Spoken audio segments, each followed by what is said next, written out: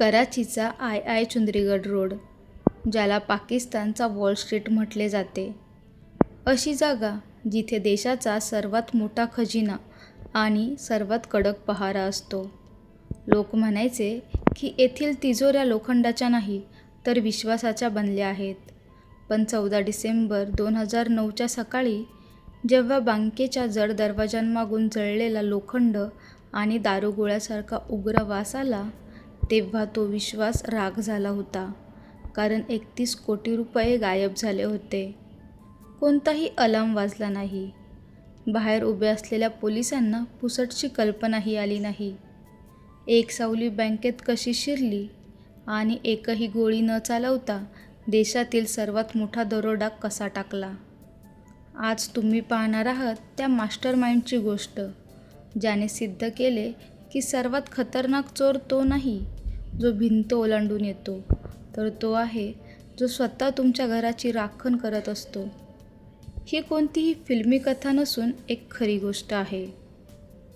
या संपूर्ण कटाचा पाया बँकेत नाही तर एका अंधाऱ्या खोलीत रचला गेला होता, जिथे एका माणसाने त्याची खरी ओळख जिवंत गाडून टाकली होती. त्याचे नाव होते हमीद अली. हमीद हा रस्त्यावर लुटमार करणारा साधा लुटारू नव्हता, तर त्याचे डोके बुद्धिबळाच्या खेळाडूसारखे चालायचे.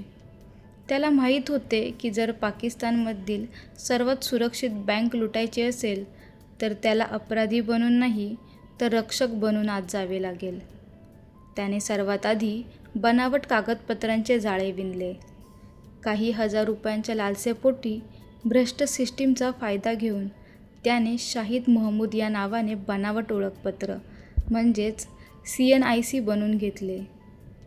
आता कागदावर हमीद अली मेला होता आणि शाहिद महमूदचा जन्म झाला होता, ज्याचा कोणताही गुन्हेगारी रेकॉर्ड नव्हता. त्याने एका खाजगी सुरक्षा कंपनीत गार्डच्या नोकरीसाठी अर्ज केला. या कंपनीची पडताळणी यंत्रणा इतकी पोकळ होती की त्यांनी हमीदच्या बनावट कागदपत्रांवर डोळे मिटून विश्वास ठेवला. हमीदला त्याची कपडे मिळाली, बंदूक मिळाली आणि सर्वात महत्त्वाची गोष्ट म्हणजे सिस्टीमच्या आत जाण्याचा पास मिळाला.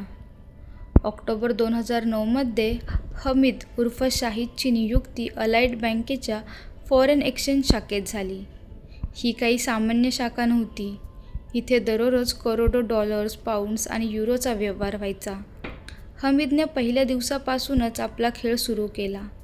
तो बँकेच्या कर्मचाऱ्यांसमोर इतका नम्र आणि शिस्तप्रिय बनून राहिला की लोक त्याचे उदाहरण देऊ लागले. शिफ्ट संपल्यानंतरही तो अनेकदा थांबायचा. शिपायांसाठी आणि मॅनेजरसाठी चहा आणायचा आणि सुरक्षेच्या प्रत्येक नियमाचे असे पालन करायचा जणू त्याच्यापेक्षा निष्ठावान कोणीच नाही. पण त्या नम्र चेहऱ्यामागे एका शिकाऱ्याची नजर होती. चहा पिता पिता तो CCTV कॅमेऱ्यांचे ब्लाइंड स्पॉट्स म्हणजेच जिथे कॅमेरा पोहोचू शकत नाही अशी जागा नोट करायचा. मॅनेजर तिजोरीच्या चाव्या कुठे ठेवतो यावर त्याचे बारीक लक्ष होते. बँकेचा अलार्म सिस्टीम अनेकदा खराब असतो आणि रात्रीच्या वेळी गार्ड्स ढिलाई देतात हे त्याने हेरले होते. हमीदला समजले होते की बँकेची मुख्य तिजोरी द वॉल्ट जगातील सर्वोत्तम इंजिनिअरिंगने बनलेली आहे. तिला चावीने उघडणे अशक्य होते, कारण तिचे कोडिंग आणि लॉक मेकॅनिझम अत्यंत गुंतागुंतीचे होते. इथूनच त्याने असा मार्ग निवडला जो सहसा सिनेमात चोर निवडतात, तो म्हणजे गॅस कटिंग. त्याने कराचीच्या भंगार बाजारातून आणि वेल्डिंगच्या दुकानांतून अशा जुन्या साथीदारांना एकत्र केले जे लोखंडाला मेणासारखे वितळवण्यात उस्ताद होते. त्याने त्यांना गुन्हेगार म्हणून नाही तर एका सर्जिकल टीमप्रमाणे तयार केले. हमीदने त्यांच्याकडून बँकेचा नकाशा पाठ करून घेतला. तिजोरीचा पोलादी पत्रा कापण्यासाठी किती ऑक्सिजन सिलेंडर लागतील आणि किती वेळ लागेल याचा हिशोब लावला. त्याने या कामासाठी 13 डिसेंबर रविवारचा दिवस निवडला. त्याला माहीत होते की रविवारी हा परिसर निर्मनुष्य बेटासारखा होतो. सर्व ऑफिसेस बंद असतात आणि रस्त्यावर ट्रॉफिक नसते. रविवारच्या सकाळपासून सोमवारच्या सकाळपर्यंत म्हणजेच त्याच्याकडे पूर्ण 24 तास होते. एक अशी गोल्डन विंडो जिथे तो आणि त्याची टीम बँकेच्या आत हवे ते करू शकत होते. 13 डिसेंबर 2009ची ती थंड सकाळ. कराचीच्या रस्त्यांवर धुके होते. चुंदरीगड रोडवर इतकी शांतता होती की स्वतःच्या श्वासाचाही आवाज ऐकू येत होता. सकाळी ठीक 5:15 वाजता हमीद अली म्हणजेच शाहिद ड्युटीवर पोहोचला. पण आज त्याच्या खांद्यावर असलेली बंदूक फक्त देखावा होती. खरे शस्त्र ती पांढऱ्या रंगाची व्हॅन होती जी बँकेच्या मागच्या गल्लीत शांतपणे उभी होती. हमीदने बँकेचे जड लोखंडी चॅनल गेट हळूच ओढले आणि आत पाऊल ठेवले. शिकार आता शिकाऱ्याच्या जाळ्यात होती. बँकेच्या आत नाईट शिफ्टचा गार्ड इरफान ड्युटी संपण्याची वाट पाहत होता. हमीदला पाहताच तो हसला. हमीदने मोठ्या प्रेमाने त्याला म्हटले, "बाबा, तू थकला असशील, घरी जा. आज मी चार्ज लवकर घेतो." बिचारा इरफान हमीदच्या या नेकपणामागील विष पाहू शकला नाही. त्याने चाव्या सोपवल्या आणि तो बाहेर निघून गेला. आता बँकेच्या चाव्या, सुरक्षा आणि देशाच्या करोडोंचा खजिना एका गुन्हेगाराच्या हातात होता. इरफान डोळ्याआड होताच हमीदने व्हॅनकडे इशारा केला. अंधारातून 5 सावल्या बाहेर आल्या आणि जड बॅग्स घेऊन बँकेत शिरल्या. हे कोणी साधे लुटारू नव्हते तर लोखंडाचे उस्ताद होते. पण अचानक बँकेची मुख्य डोरबेल वाजली. हमीदच्या कपाळावर घाम फुटला.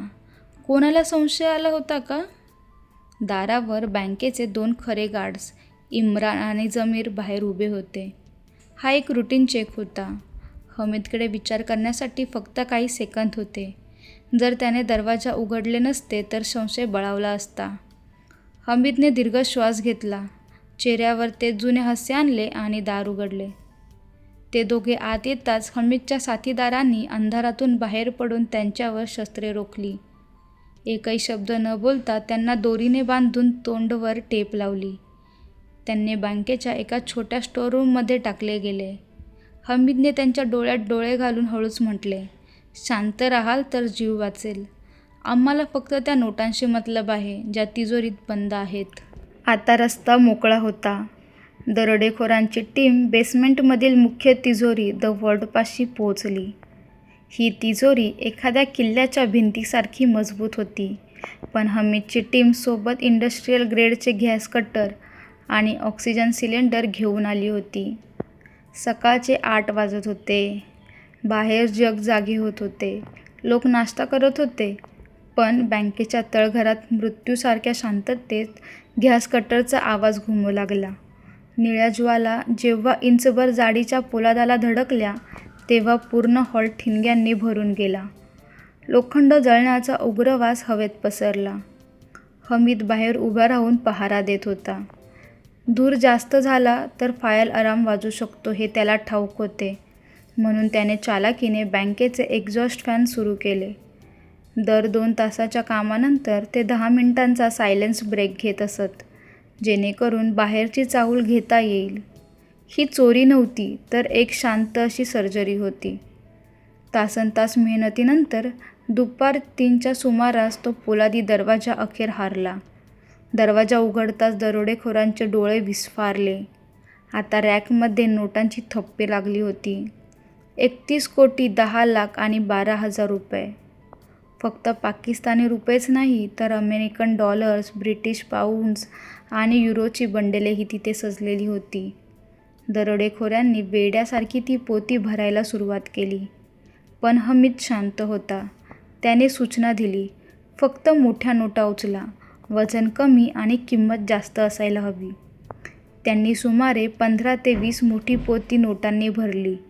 जाताना हमीदने एका प्रोफेशनल गुन्हेगार करतो ते काम केले. त्याने बँकेच्या CCTVचा DVR काढला. त्याला वाटले त्याने आपली प्रत्येक खून मिटवली आहे, पण एक परफेक्ट क्राईम केला आहे. संध्याकाळच्या अंधारात ती पांढरी व्हॅन बँकेतून बाहेर पडली आणि कराचीच्या अरुंद गल्ल्यांमध्ये गायब झाली. मागे उरले होते फक्त कापलेल्या लोखंडाचे तुकडे आणि 2 बांधलेले गार्ड्स, ज्यांनी पाकिस्तानमधील सर्वात मोठा दरोडा प्रत्यक्ष पाहिला होता. सोमवार 14 डिसेंबर 2009. नेहमीप्रमाणे चुंदरीगड रोडवर गर्दी होती. 9 वाजता जेव्हा बँकेचा स्टाफ पोहोचला तेव्हा बाहेर सर्व काही सामान्य होते. टाळे जागेवर होते. गार्डचा गणवेश तिथेच होता. पण जसा शिपायाने मुख्य हॉलचे दार उघडले, त्याच्या हातातील चाव्यांचा जुडगा खाली पडला. हवेत अजूनही लोखंड जळण्याचा तो कडवट वास होता. स्टोअररूममधून जेव्हा इम्रान आणि जमीरला बाहेर काढले, तेव्हा त्यांचे पहिले शब्द होते, सर्व संपले, ते काहीच सोडून गेले नाहीत. मॅनेजर जेव्हा तिजोरीपाशी पोचला, तेव्हा त्याच्या पायाखालची जमीन सरकली. 31 कोटी रुपये हवेत विरले होते. ही बातमी टीव्हीवर फ्लॅश होताच पूर्ण पाकिस्तानात खळबळ उडाली. कराची पोलिसांचे स्पेशल इन्व्हेस्टिगेशन युनिट SIU घटनास्थळी पोहोचले. पोलिसांसाठी हा एक डेड एंड होता, कारण CCTV फुटेज नव्हते आणि मुख्य आरोपीचा पत्ता बनावट निघाला होता. पोलिसांनी एक वेगळा मार्ग निवडला. त्यांनी त्या परिसरातील मोबाईल टॉवर्सचा कॉल डिटेल रेकॉर्ड तपासला. रविवारी जेव्हा पूर्ण रोड शांत होता, तेव्हा त्या टॉवर रेंजमध्ये कोणते फोन ॲक्टिव्ह होते. हजारो नंबरांच्या यादीत एका नंबरने पोलिसांचे लक्ष वेधले.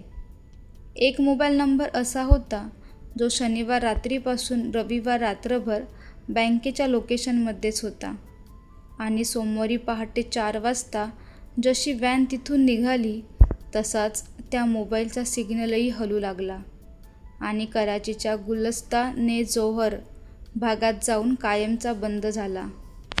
हमीदने जरी DVR गायब केला होता, पण तो आपल्या मोबाईलचे अदृश्य डिजिटल फूटप्रिंट्स मिटवू शकला नव्हता. 19 डिसेंबरच्या मध्यरात्री पोलिसांनी एका फ्लॅटला वेढा घातला.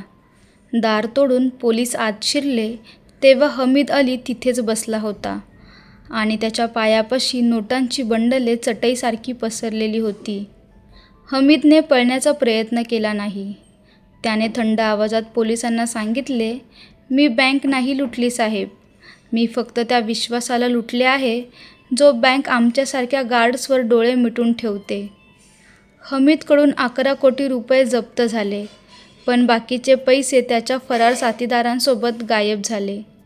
2011 मध्ये हमीद अलीला जन्मठेपेची शिक्षा झाली. अलाइड बँकेच्या एका दरोड्याने संपूर्ण देशाची बँकिंग यंत्रणा बदलली. आता कोणत्याही गार्डला पोलीस व्हेरिफिकेशन आणि बायोमेट्रिक तपासणीशिवाय नियुक्त करणे अशक्य झाले आहे. पण ही गोष्ट आजही आठवण करून देते की जगातील सर्वात महागड्या तिजोऱ्या आणि हायटेक कॅमेरे तोपर्यंत निरुपयोगी आहेत, जोपर्यंत त्याची राखण करण्याची नीयत साफ आहे. कारण सर्वात मोठे भगदाड भिंतीला नाही तर विश्वासाला पडते.